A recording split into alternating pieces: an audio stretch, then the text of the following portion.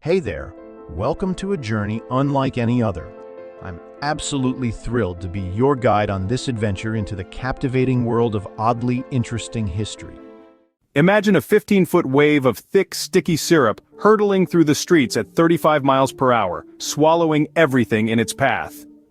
This was the reality on a seemingly ordinary day in Boston, January 15, 1919. The Great Molasses Flood, a disaster as bizarre as it was devastating, wreaked havoc in the heart of the city. Buildings crumbled, lives were lost, and the city's pulse was drowned in a molasses deluge.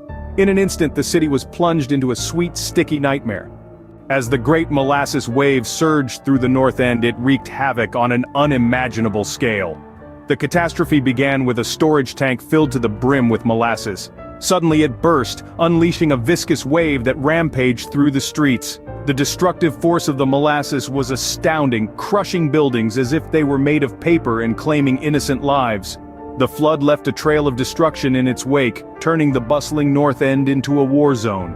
In the aftermath of the flood, the city of Boston was left to deal with a sticky mess and a death toll that had risen to 21. The cleanup was a monumental effort, with crews working tirelessly to remove the molasses. An investigation into the disaster led to an intense legal battle, and ultimately, to the implementation of stricter industrial safety regulations. This tragic event led to a significant shift in the way industries were regulated.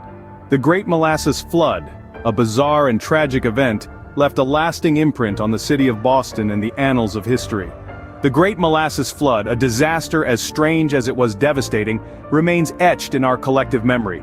This unusual catastrophe, a molasses tsunami, swept through Boston, leaving devastation in its wake. The aftermath was a city in shock, grappling with loss and destruction, but also the origin of important legislation for industrial safety. This legacy, born from a sweet, sticky disaster, still influences our world today.